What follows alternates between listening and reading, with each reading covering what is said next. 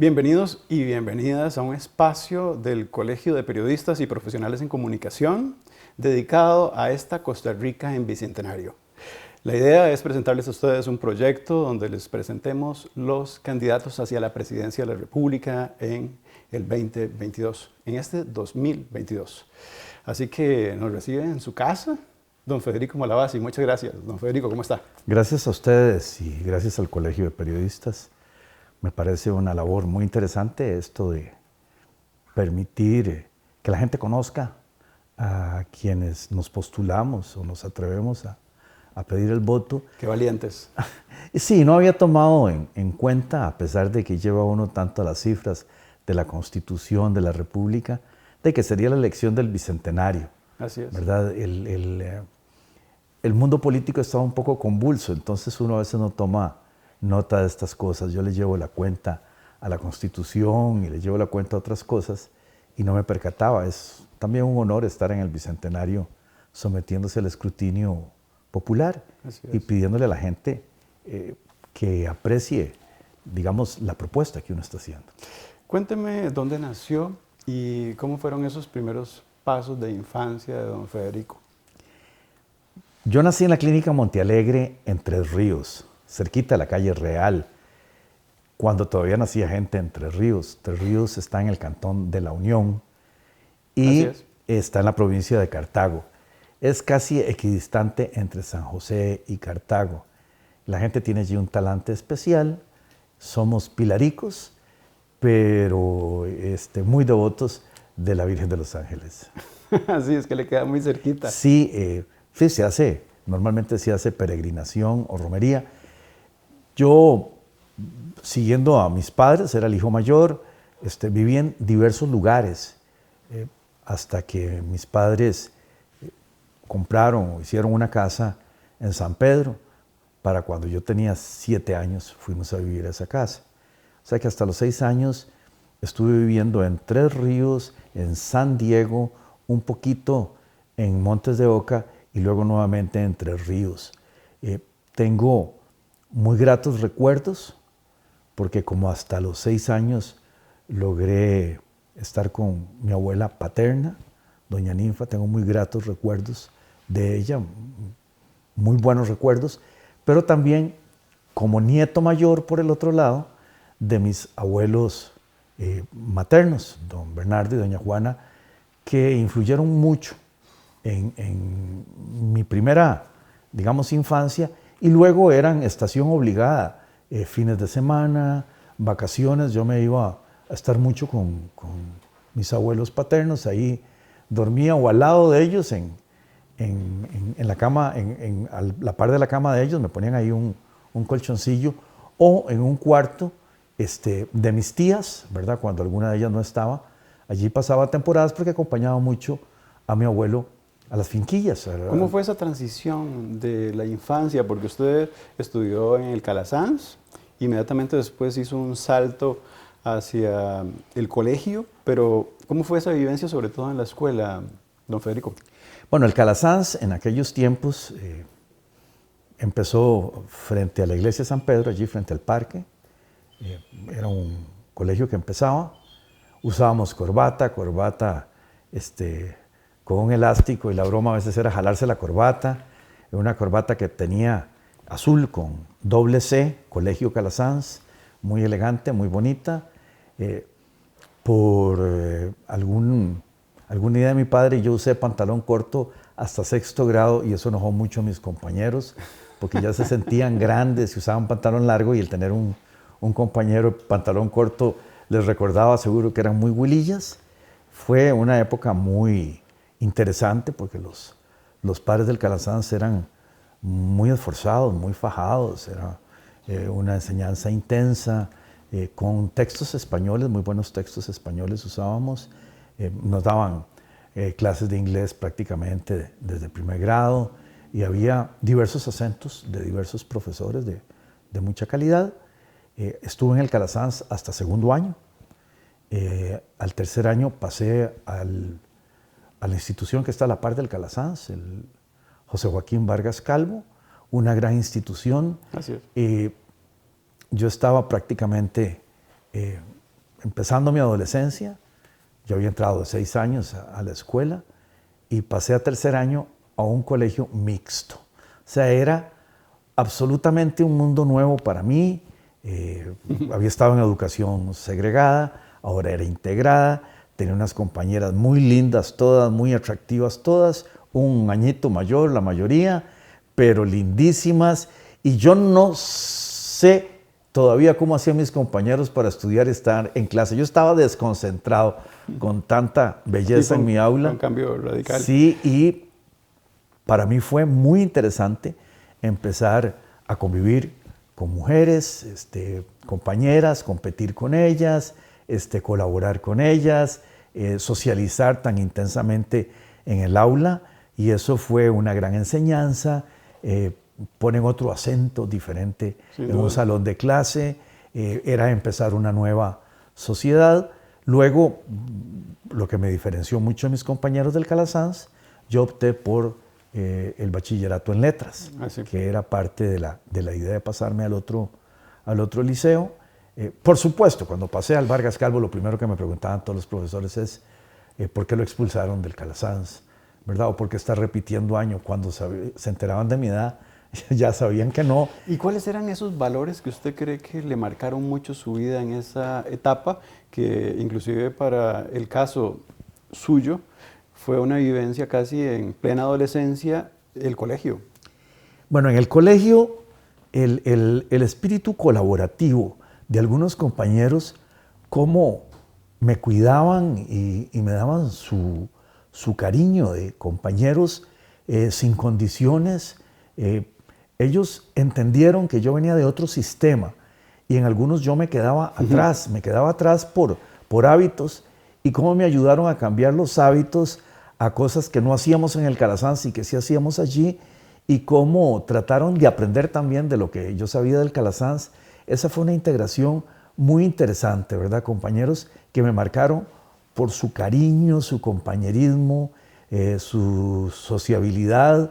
Y luego, por supuesto, pues integrarse a todas las cosas, el cuerpo de abanderados, las clases de artes industriales, que no las había en el Calasanz. En el Calasanz íbamos un poco atrasados en materia de francés. La profesora de francés del Vargas Calvo era buenísima, y entonces yo iba con un año menos de francés, ¿verdad? Y muy atrasadillo, y cómo logré remontar en tercer año. Y luego, cosas que tal vez en el otro lado no hacíamos, ¿verdad? Pero vea qué interesante, don Federico, lo que usted dice, porque eso es parte de lo que hereda esa Costa Rica bicentenaria. Una educación muy boyante en aquellos tiempos. Voy a dar un salto porque usted me decía que se especializó en el área de las letras, y eso le marcó su hoja de ruta para su futuro, porque usted estudia leyes. ¿Por qué estudia leyes, don Federico? Parece que uno está como marcado desde pequeñillo ciertas cosas.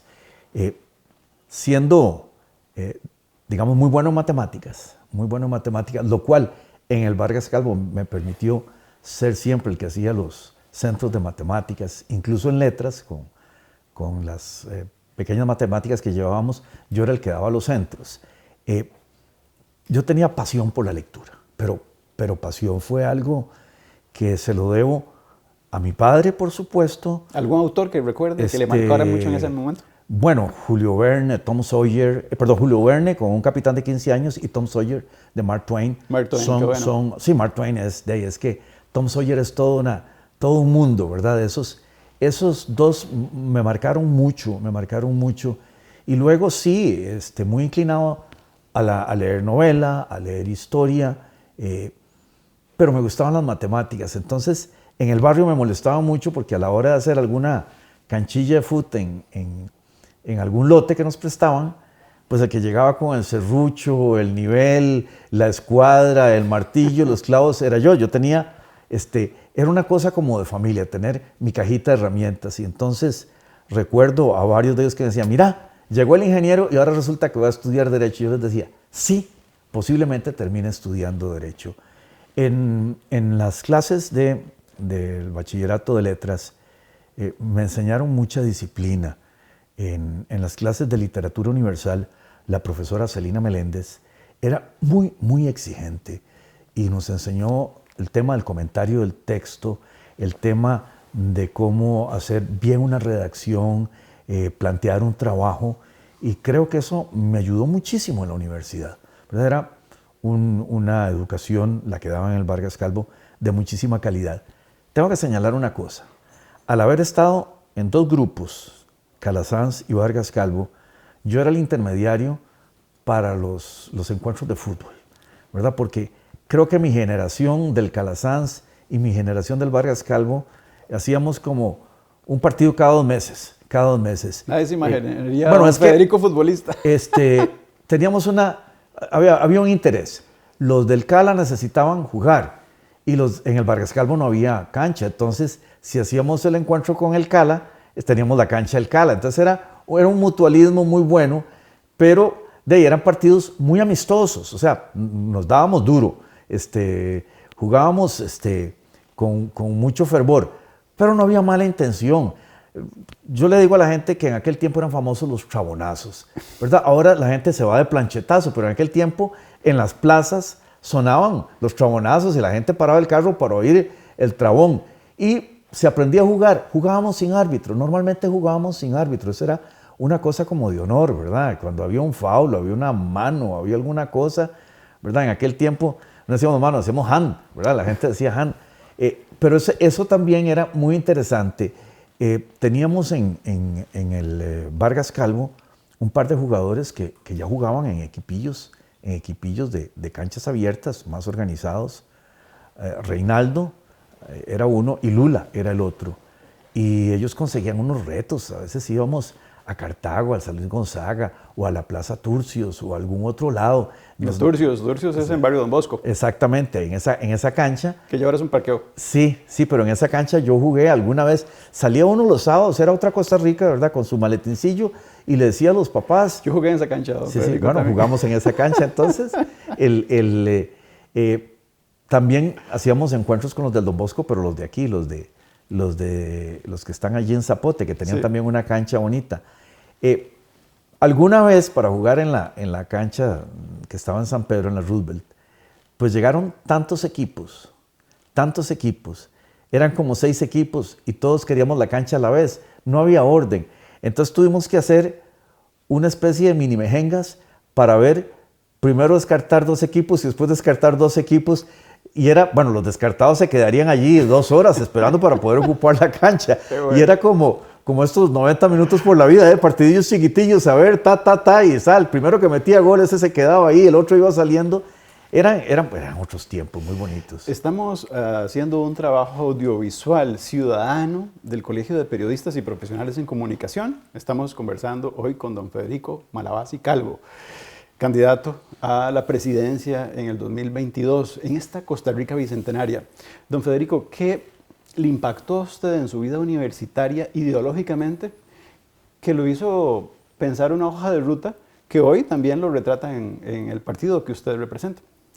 Bueno, yo debo decir que una de las personas que influyó sobre mí por amistad con mi familia era un gran amigo de mi padre, profesor de mi padre, Constantino Láscaris, un hombre de pensamiento muy claro, un hombre de ideas muy bien expuestas que contribuyó mucho al desarrollo intelectual de Costa Rica, y de las conferencias de él, de las lecturas de él, empecé a reafirmar mi amor por la libertad, que por supuesto era algo que también heredaba mi padre. Por aquel tiempo mi padre había escrito un artículo muy interesante, se llamaba El liberalismo perenne, y la lectura de esos artículos, el escuchar a ciertos profesores, me fue encarrilando mucho hacia ciertas posiciones políticas. La universidad se empezaba a politizar, los grupos internacionales de izquierda estaban tomando las universidades en todo el mundo, querían influir hasta en los programas, querían quitar incluso autores reconocidos como Santo Tomás, Aristóteles o los de la Ilustración de los programas de filosofía. Yo hice algunos cursos de filosofía también. Y luego los profesores de Derecho Público en la Universidad de Costa Rica, de repente cuando analizaban la diferencia entre el derecho público y el derecho privado, y la autonomía de la voluntad y la potestad de imperio y el principio de legalidad empezaron como a reafirmarme que esa era mi carrera.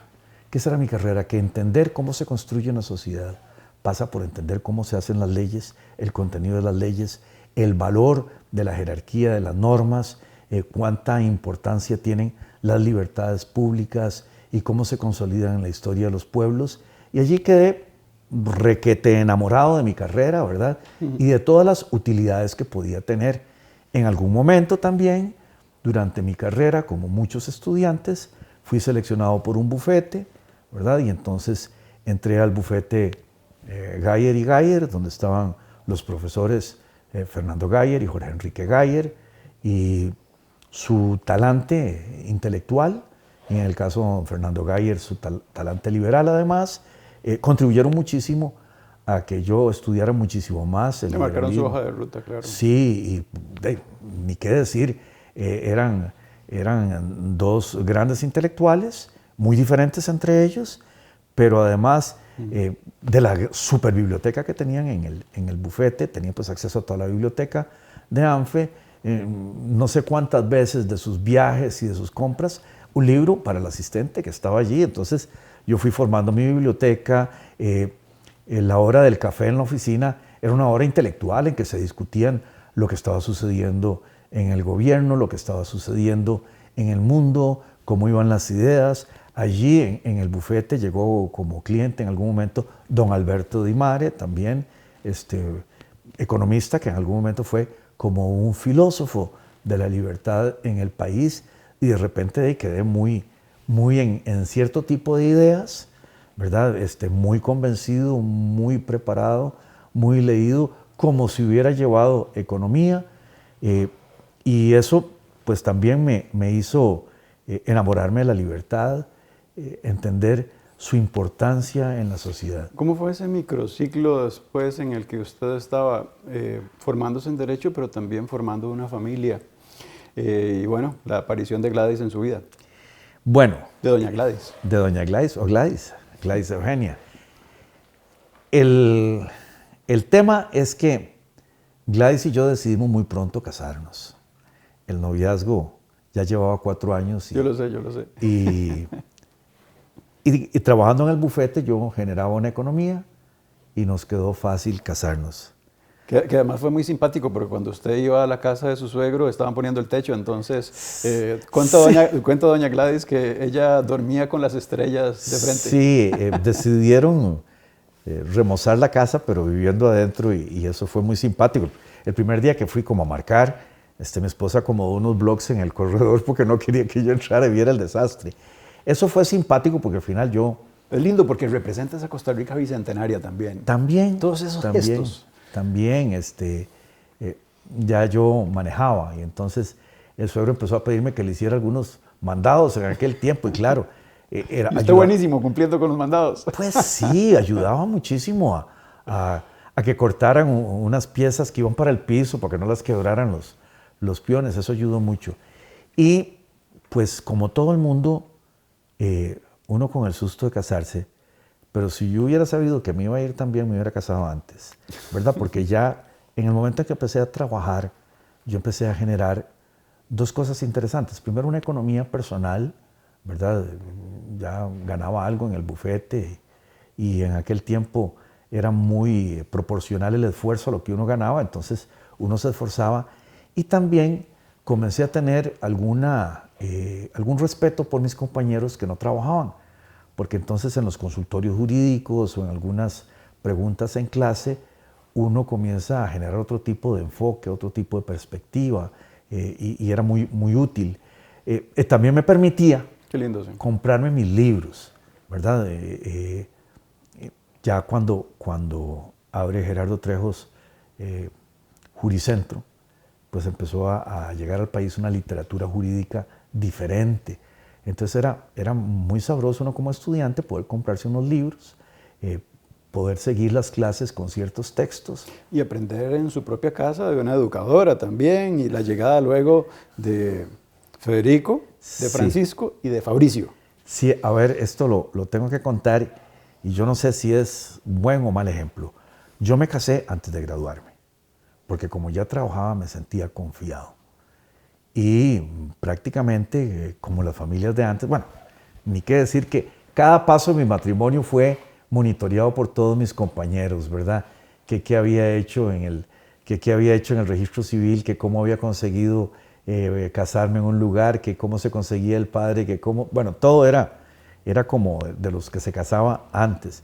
E incluso cuando vinimos de la luna de miel, que nos quedó un ahorrillo, ya con eso iba a pedir el primer derecho telefónico en aquel tiempo.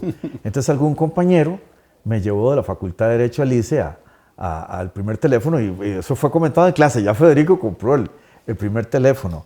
Era, por supuesto, muy emocionante, muy bonito, era como ir escribiendo una historia.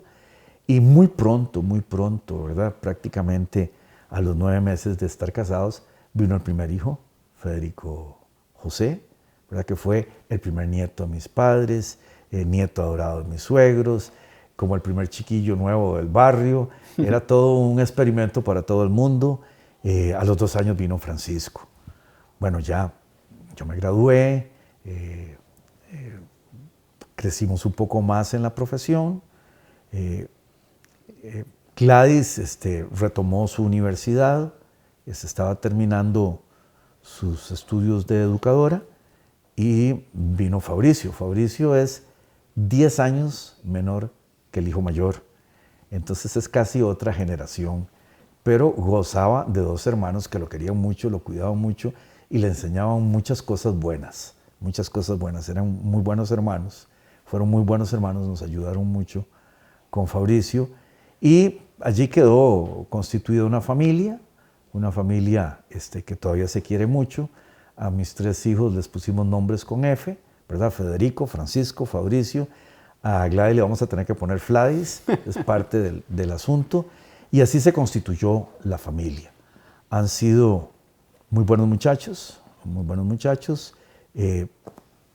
preparados, capaces.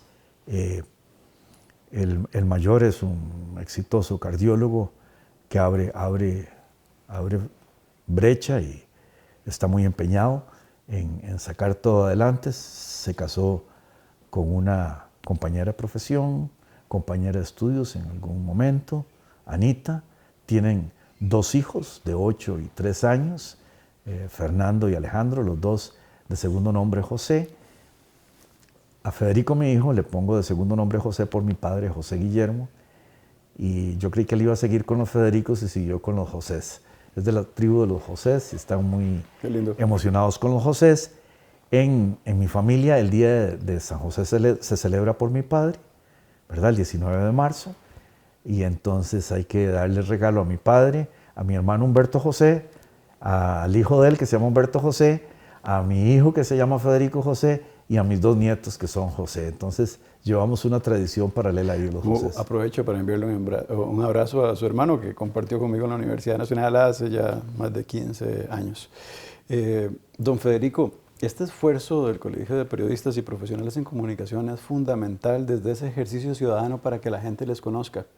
Y en esta oportunidad, para nosotros, realizar un audiovisual en una Costa Rica bicentenaria también nos permite que usted pueda dirigirse a la cámara y pedirle a la gente que le conozca en estos días de gestión, en el marco de lo que se va a significar llegar a la presidencia de la República, si usted pudiese lograrlo en una elección que posiblemente pueda inclusive generarse en 2 etapas, ¿verdad? Porque se supone que por la gran cantidad de partidos y específicamente los liberales que tienen que pescar ese voto en medio de ya más o menos 4 partidos que andan por ahí. Así que la cámara es suya para que invite a la gente que le conozca en sus redes sociales.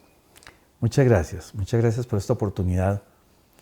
Estamos en los 200 años de vida republicana, de ser posiblemente la provincia más pobre de Centroamérica. Hemos pasado a ser un ejemplo de sociedad basados en el estudio y en el trabajo, y también en el amor a la libertad. Hemos sido fieles con algunas tradiciones, tenemos todavía en nuestro ADN el cafetal, el gallinero, las frutas, cierto tipo de dieta, ese plato que es el arroz con pollo que tanto nos gusta a todos. Y creo que ese es el camino, un camino con valores y libertad. Me propongo para la presidencia de la República en este bicentenario, precisamente en las mejores tradiciones costarricenses. Trabajo, libertad y guardar ese valor por la familia y por nuestro esfuerzo.